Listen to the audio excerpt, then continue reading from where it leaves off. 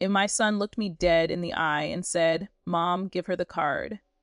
And in that moment, something in me snapped. He had no idea that he was seconds away from a financial reality check so brutal, so perfectly timed, that he and his girlfriend would still be talking about it weeks later. He thought I was just going to shrug, hand over my debit card, and let them play house on my dime.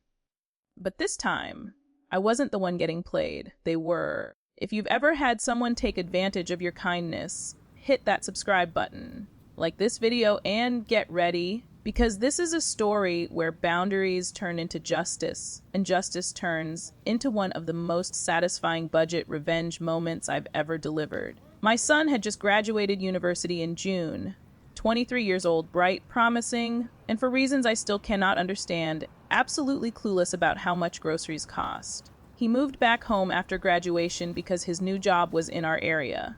I didn't charge him rent. Never have, never will. I don't believe in making my kids pay to live at home when I can afford to support them. Just clean up after yourself, respect the house. It's simple.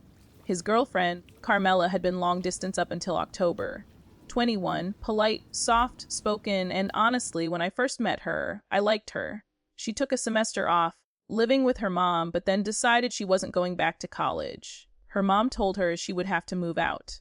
No arguments, no negotiation.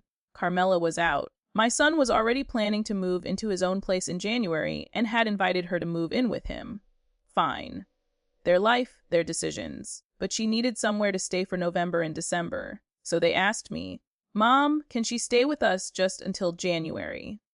Of course I said yes. I didn't feel right charging her rent when I didn't charge my own son. She agreed to clean up after herself, be respectful, and honestly, she kept her word.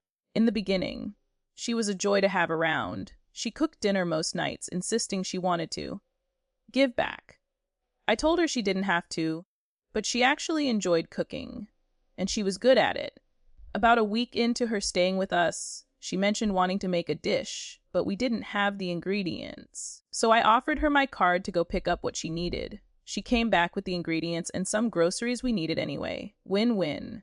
At first. Soon, her quick grocery trips became routine. She cooked, she picked up groceries, everyone was happy. But then the trips got bigger, more frequent.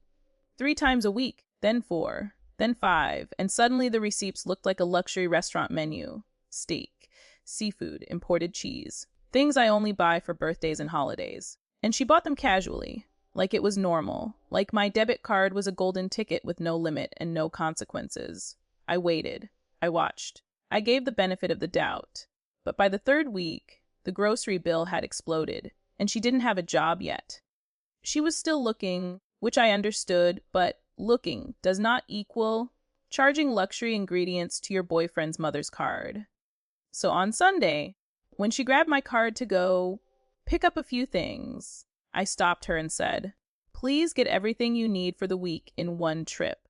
We can't keep doing multiple runs." She smiled politely. "Of course, I totally understand." I actually thought that solved it. Oh, sweet Nava me. The very next day, Monday, we finished dinner. I'm doing the dishes while my son and Carmela chat at the table. Carmela says, all casual, "I want to make steaks on Thursday."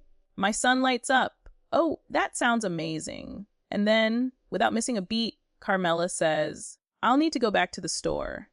My son doesn't even hesitate. He looks at me, lifts his chin like he's giving a command, and says, "Mom, give her the card." Not please. Not, "Is that okay?" Not even a simple thanks. Just an order, like I was the family ATM that dispenses Rebbe on command. My hands froze in the dishwater, and in that split second, all the receipts, all the sneaky little upcharges, all the, "Oh, I'll pick up a few things," came crashing back. I dried my hands, turned around, and said, "No." The silence at the table was delicious. I could feel both their heads whip toward me. My son blinked. "What do you mean, no?" "I already gave her money to shop on Sunday," I said calmly. "I told her to get everything she needed. And Carmela, I appreciate the cooking, truly. But steaks for 6 people. That's not in the weekly budget. If we want to have steak, we can make it for Christmas." Carmela's face fell. Not rage, but shock. like she'd gotten so used to swiping my card that the idea of a limit was offensive. My son looked offended on her behalf. Mom, she's trying to be nice. You embarrassed her? Embarrassed her? Oh no, sweet child. We were just getting started. I took a slow breath and said, if she wants to cook, that's fine. But it will be on a budget from now on. I'm sorry I didn't put one in place sooner. And if you want steaks, you are more than welcome to give her your own money. His mouth opened. No sound came out. Because, of course, he didn't want to spend his money. Mine was always more convenient. He scoffs.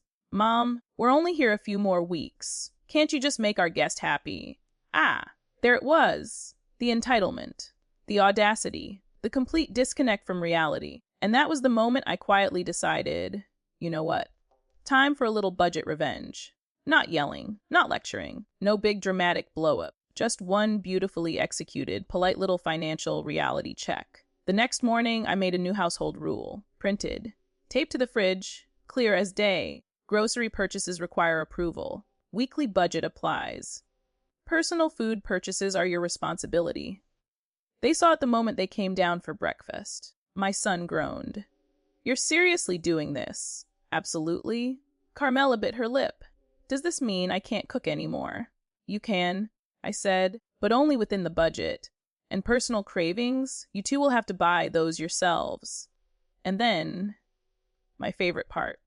My son muttered under his breath, Wes, we're eating cheap. That afternoon, he got a text from his bank. Low balance. Because he had finally used his card to buy his groceries. Welcome to adulthood.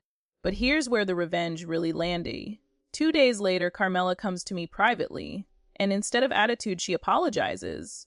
Not a fake apology, not a guilty one, a real one. She said she genuinely didn't know how much groceries cost for a 6-person household. She wasn't used to budgeting. Her mom always handled everything. She thought cooking expensive meals was her way to contribute. I told her I appreciated that, but contribution isn't spending someone else's money. It's effort, respect, awareness. And to her credit, she got it. But my son, he stayed salty, he moped, he muttered. He complained to his siblings that I was being dramatic about groceries. So on Sunday, when it was time for the weekly grocery run, I did something beautiful. I handed him the list, and him the budget, and said, since you think it's easy, you do it. He came back an hour later looking like he'd just done battle in a war zone. The receipt was 11 over budget. He tried to hide it. I made him put the extras back in the car and return them. He hated every second. But guess what? That night he said, okay, I get why you were upset. Justice served. After that, Carmela stuck to the budget perfectly. She cooked simpler meals, more balanced ones. And honestly, they were delicious. She even started packing cheap, thoughtful lunches for my son so he wouldn't overspend at work. The funny thing, they actually became closer as a couple once they weren't living in luxury off my card. They teamed up, budgeted together, stopped expecting me to fund their cravings. And my son never again ordered me to hand over my card. The revenge wasn't loud. It wasn't explosive. It wasn't cruel. It was exactly enough to shatter their little bubble of entitlement and replace it with gratitude. In the end, the kitchen got quieter. The receipts got shorter. And the respect. The respect finally came back. It's funny how life works. Sometimes the most satisfying revenge isn't fire and fury. It's simply letting someone experience the consequences of what they thought they deserved. If you enjoyed this story of justice served one grocery trip at a time, make sure you hit that like button. Subscribe for more real stories where karma moves quietly, but hits hard. And tell me in the comments, what's the most shockingly entitled thing someone has ever expected YOU to pay for? Because trust me, you're not alone.